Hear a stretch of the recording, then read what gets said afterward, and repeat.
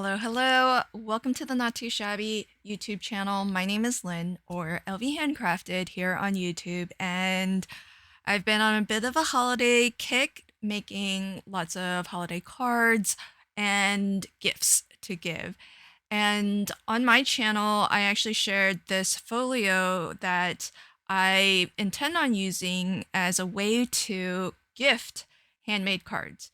So I'm starting with a piece of craft color cardstock, and I'm actually going to, in this video, share how to do 3 different types of closures, and that way you have a variety of different options. On my channel, I go through all of the measurements for how to actually create the folio. I'll go over that in rough detail here, but if you want more detailed step-by-step tutorial, pop on over to my channel, because in this one, I want to focus on different types of closure. That way you have some options just depending on what you have, what feels easier to you, what is a nicer finish. But basically, the folio is really simple to create. I just use 2 strips of heavyweight cardstock, and both of them are the full length, 11 inches long. One of them is going to be wrapping from top to bottom, and the second piece wraps from side to side. So when this folio is closed, it will measure 5 inches wide by 6 inches tall, and it will have a gusset of 1/4 of an inch. And depending on the cardstock that you use, for example, this craft color cardstock is actually A4 in size, so it's actually a little bit longer than 11 inches, which I think is really great because it gives you a little bit more of an overlap. But you can do this with A2 size US letter size paper as well. And these are sized so that you can gift A2 size cards with their matching envelopes. Now, once you have your 2 pieces cut, where they overlap in the center here is where you want to glue them together. I like for this to be super strong, which is why I applied a wide roll of tape, basically giving it full coverage. And I did decide to round the corners of my folio to make it just look a little bit more neat, a little bit more polished. Now, I'm going to be decorating my folios with some not too shabby Christmas papers. So I've got 3 different Christmas collections here. This first one is from A Festive Christmas, which was the quarterly release. And then I also have the 2 paper pads that came as part of the paper pad club. So lots of different choices for your holiday folios, and you don't necessarily have to actually even decorate these with holiday papers, because I think it's just a neat little way to gift some handmade cards. So if you want the folio to be something that they can use maybe all year long, maybe use some neutral papers that aren't holiday. You could certainly put holiday cards in here if you want to give them a set of holiday cards to give out. But this folio, I feel, is nice enough to kind of keep and use to store additional things even once they're done using the cards. Maybe they can use it to store cards that they've received. Maybe they can use it to store, if they're a crafter, paper and ephemera.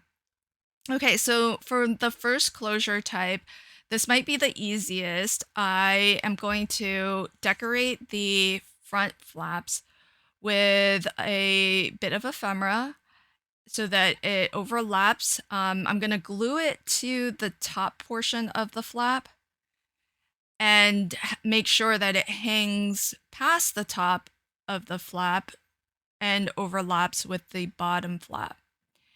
And what I'm going to use as the closure is Velcro.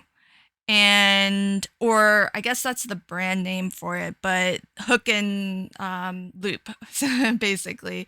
So I have it in these small You can get them in different sizes. They generally will have adhesive on one side, but I always like to put a bit of liquid adhesive just to really make sure that it's securely stuck.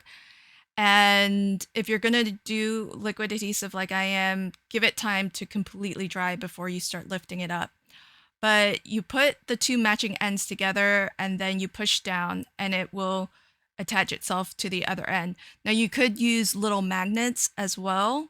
The installation would basically be the same as these hook and loop closures. So that's closure number one. Closure number two is I'm actually going to use a bit of an elastic band. And I used to use thinner elastic band, but I really like this thicker one. It's 2 millimeters in diameter, and I feel like it's a little bit stronger, it seems, and I like it for that reason. But to be honest, if you had something thinner, it would probably work just as well. It's just that this to me feels a little bit more secure.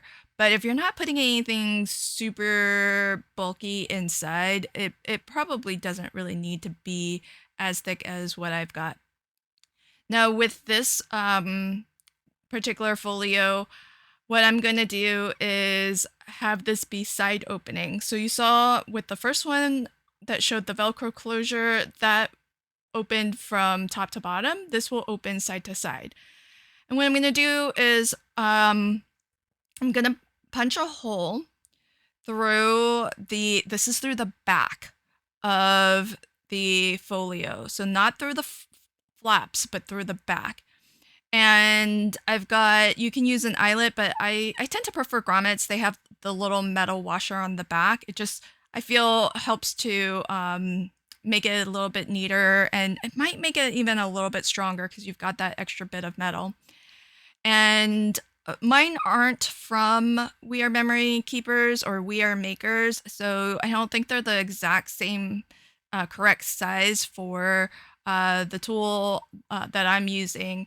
But so all I had to do was I just used my pencil bone folder to widen the hole a little bit. And then I can use this to actually set that grommet. Super, super easy.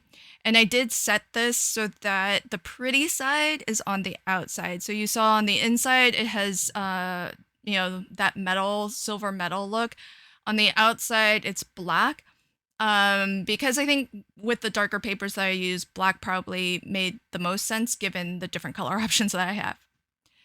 I've got these clips here, and they're sort of barbed, and they're specifically designed to use with elastic bands like these because you can crimp one end, and then what this allows you to do is slip this through the hole that we punched and reinforced with the grommet. And then you have those two metal ends that can when they straighten up, they actually keep the elastic band anchored. And then you can wrap your band all the way around. It's another really simple closure. And this one, I'm going to dress up a little bit. I'm going to actually add a metal charm to it. So to do that, I'm just going to add one of the lobster claws and a little jump ring. So the jump ring helps it so that it, when you attach something to your elastic band, it kind of rotates your charm so that it's not trying to hang perpendicular to your folio, but rather hangs flat against your folio. So probably the hardest part about this closure was getting the little jump ring to attach. And it is super easy with some pliers, but the jump ring is pretty small. But you just need to open it up a little bit so that you can fit it through your elastic band and fit it through your lobster claw.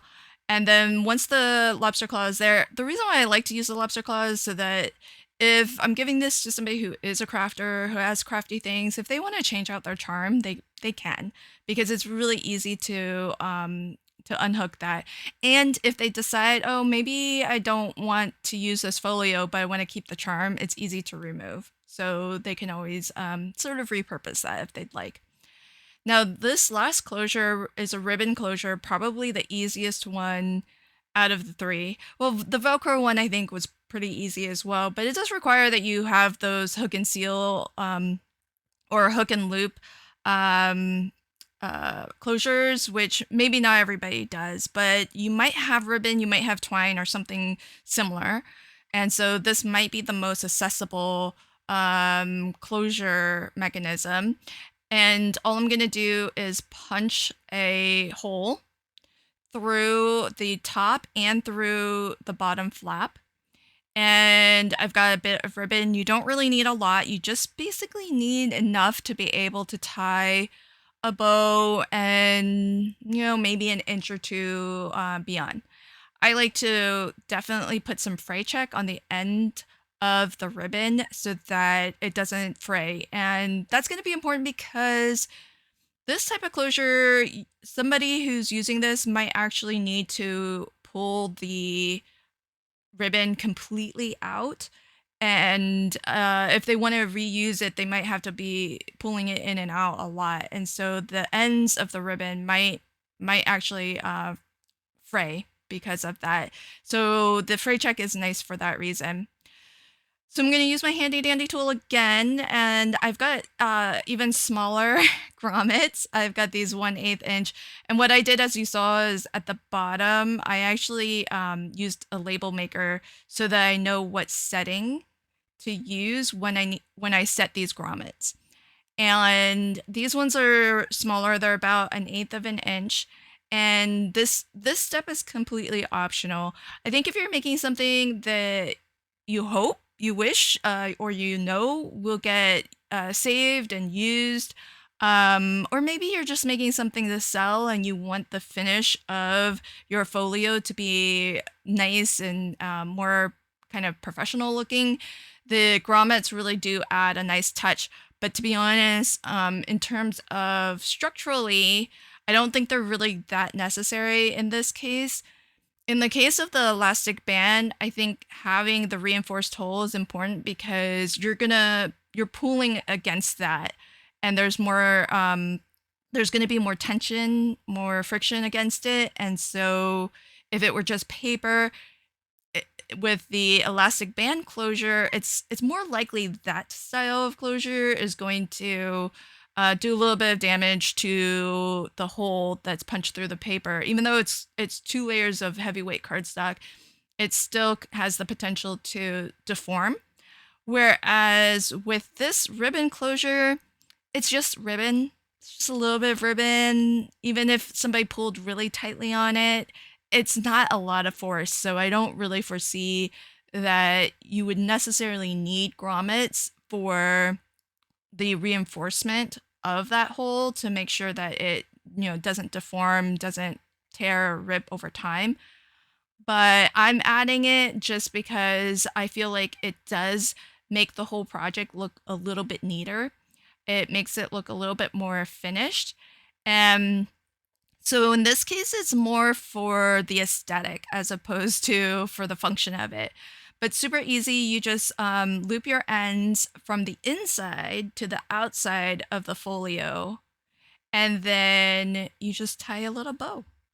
So kind of a really simple, really easy closure. You don't, if you're skipping the eyelet grommets, then you don't really need anything too fancy. You just need to be able to poke a hole, and you could do that with maybe a pokey tool, even if you don't have the punch that I do. So really fun, easy projects you could use these for a variety of things, but I think they are a great size for giving away some handmade cards. So at the end of the year, I always end up with handmade cards left over that I haven't used, that I haven't sent or haven't donated. So what I like to do is I just like to gather them up and then give out sets of cards to my family members so that they can use cards throughout the year and have, some cards from me that they can use in a pinch. These would be great if you want to make it as maybe a set of note cards or a set of thank you cards. Really could be anything, but these closures are really fun, easy ways to add something a little bit different to the original closure that I showed in my tutorial, which was a policy envelope closure. I feel like these are a lot easier to install. I was able to show all three of them in this video, and they don't need a lot of special supplies. So really, really fun. Let me know which closure style you like best. I think the hook and loop one, the first one, it's kind of nice because you can use some ephemera and it looks like a wallet in that form. So I really like that. I like the elastic band closure. I think that's the most secure. So if you're gonna fill this and then you think it's going to be maybe a little bit full and you might need that elastic band, that does help if you are cramming it with a lot of stuff and you think it's going to get a little bit extra bulky, because that band is going to be the most secure. So that I feel is the most secure closure. It's going to hold everything in there pretty tightly. And the ribbon closure I feel is probably the simplest, which if you're making a lot of, you might need to keep things simple. Thanks for checking out my video today, and until next time, happy crafting and have a fabulous day. Bye.